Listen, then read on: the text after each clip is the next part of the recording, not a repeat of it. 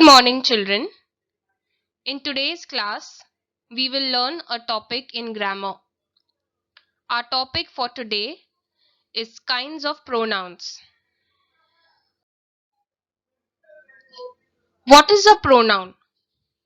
A pronoun is a word used instead of a noun. We are going to learn 8 kinds of pronouns. Personal pronoun, reflexive pronoun, emphatic pronoun, demonstrative pronoun, indefinite pronoun, distributive pronoun, relative pronoun, and interrogative pronoun. We shall first learn about personal pronouns. Kindly read the following sentences. The first sentence, I am young. The second, you are young. The third, he is young. Fourth, we are young. And the fifth, they are young. In all of these sentences, the highlighted words in red, I, you, he, we, they, are personal pronouns because they stand for 3 persons. That is, the person speaking, the person spoken to, and the person spoken of.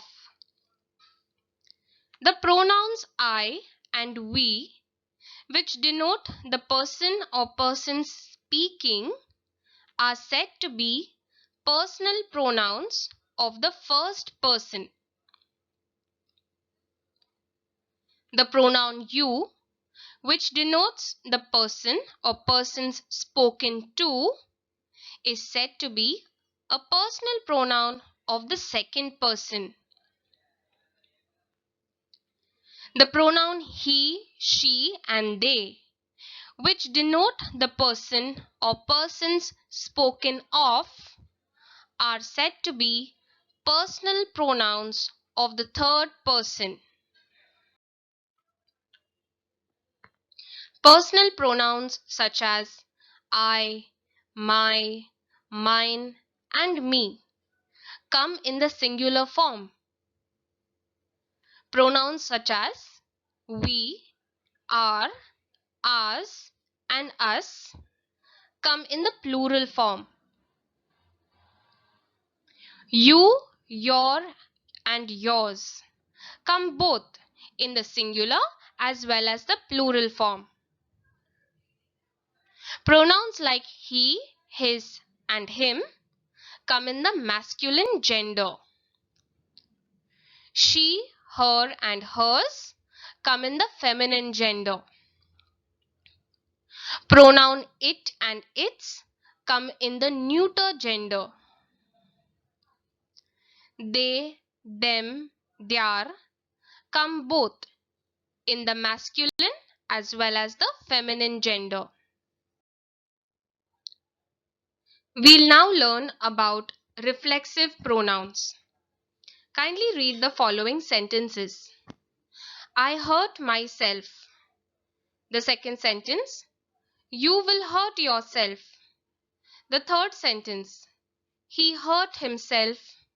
The fourth sentence, she hurt herself.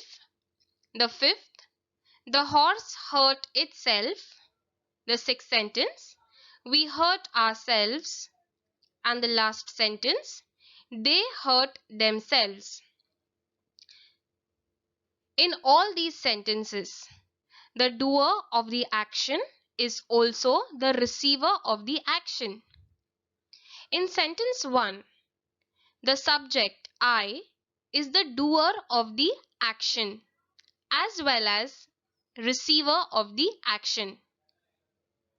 The word I and myself mean one and the same person, where I is the subject and myself is the object. So the subject here is equal to the object. Why? Because they are one and the same person. So this word myself is a reflexive pronoun as it reflects the subject of the sentence. We use a reflexive pronoun as a direct object when the object is same as the subject of the verb. Reflexive pronouns always ends with the suffix self or selves. We do not use reflexive pronouns when the subject and the object are different. The suffix self is added to my, your, him, her, and it. The suffix selves is added to our, your, and them. They are called reflexive pronouns when the action done by the subject turns back or reflects back upon the subject. It will be noticed that each of these reflexive pronouns is used as the object of the verb and refers to the same person or thing as denoted by the subject of the verb. Now, if you look at this example, she enjoyed herself. The reflexive pronoun herself is telling us about the subject, who is she. They are one and the same person.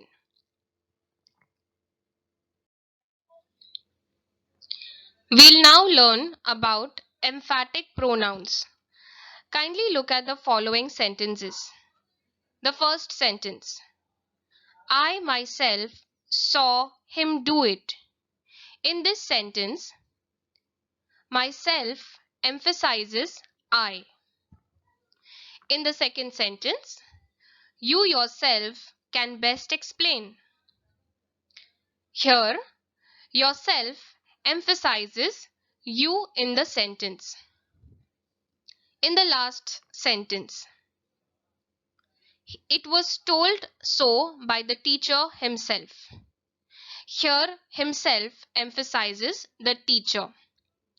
So, emphatic pronouns are simply used for the sake of emphasis. Now, emphatic pronoun can somewhat sound similar to the two reflexive pronouns, but there is a difference between them. They are not the same.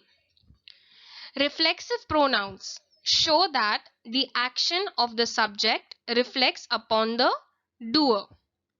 However, an emphatic pronoun simply emphasizes the action of the subject.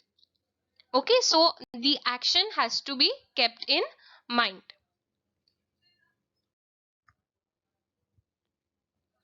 Demonstrative pronoun.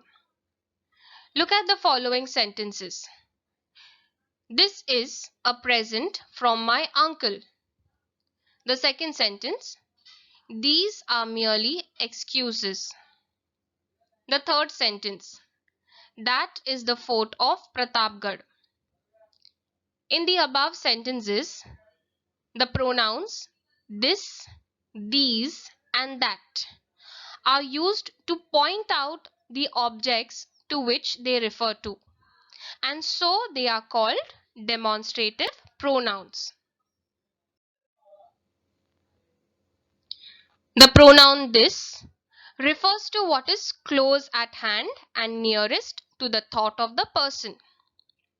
The pronoun that refers to what is over there, something farther away and more remote. We'll now learn about indefinite pronouns. Indefinite pronouns refer to persons or things in general way, but do not refer to any person or thing in particular. For example, look at the first sentence. One hardly knows what to do. In this sentence, the word one refers to persons in a general way and do not refer to any person in particular. In the second sentence, None of his poems are well known. Here the word none refers to things in a general way. Hence, they are examples of indefinite pronouns, as they do not tell us about specific or definite persons or things. In the rest of the sentences, the words they, all, and some are examples of indefinite pronouns. Distributive pronouns. Consider the following sentences. Each of the boys gets a prize. The second sentence. Either of these roads lead to the railway station. The third sentence. Neither of the accusations are true. The highlighted words in red, each, either, and neither, are called distributive pronouns because they refer to persons or things one at a time. Distributive pronouns are always in the singular form. The distributive pronoun each is used to denote every one of a number of persons or things taken singly. Either means the one or the other. The distributive pronoun neither means not the one nor the other of the two. It is the negative of either. Either and neither are used when speaking of two persons or things. When more than two persons are spoken, pronouns like any, no, one, or none should be used. Relative pronouns. Kindly look at the sentences displayed on the screen. The first sentence. I met Hari, who had just returned. In this sentence, the word who relates to the word Hari in the sentence. In the second sentence, I have found the pen which I had lost. Here the word which relates to the word pen in the sentence. The third sentence. Here is the book that you lent me. In this sentence, the word that relates to the word book in the sentence. In all of the three sentences, the words who, which, and that are relative pronouns as they relate to a certain noun in the sentence. Now, what is a pronoun? A pronoun is a word used instead of a noun to avoid the noun's repetition. So here the words who, which, and that are used as pronouns in order to avoid the repetition of the given noun in the sentence. Now, these pronouns also do the work of a conjunction. They join the sentences. The word who, which, and that are also joining the sentences. So relative pronouns are those pronouns that do the work of a pronoun as well as a conjunction. In these above sentences, who, that, and which are relative pronouns that also do the work of a conjunction.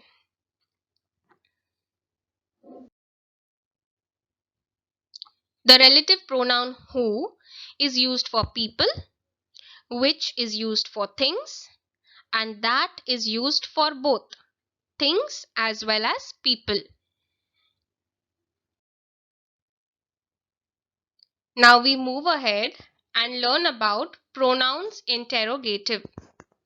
Look at the sentences written below. The first sentence, what do you want? The second, who is knocking at the door? The third, whom did you meet? And the last one, which is your umbrella? In each of these sentences, the words what, who, whom, and which have been used as pronouns. Since these pronouns have been used to ask questions, they are called interrogative pronouns. Interrogative pronouns are used to ask questions. Words such as who, what, which, whom, and whose are all examples of interrogative pronouns. We use who and whom when we are talking about people. Who is used as the subject position. For example, in this sentence, who won the competition? Here, the interrogative pronoun who is used as the subject. Whom is used as the object position and it is used after the preposition. For example, in this sentence, to whom did you complain? Here the interrogative pronoun whom comes after the preposition to. But here whom does not take the place of the subject. In this sentence, the subject is you.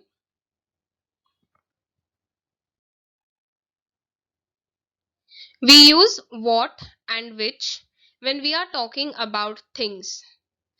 The interrogative pronoun what is used when asking general questions. For example, what food do you like? The interrogative pronoun which is used when we have to choose from a number of specific things. For example, which book did you borrow from the library? Children, kindly complete the following homework in your file sheet paper or a notebook that you have made. Exercise: pick out the pronoun and state its kind. Totally, you have got 8 sentences that you have to complete for your homework. Now, children, the question states pick out the pronoun. So, you have got to pick it out and not underline. Okay? Please use a new line for your answer. Write the pronoun, put a dash and state its kind. Okay? So, kindly complete it. With this, we have finished the topic on kinds of pronoun. This was all for now. Thank you and take care.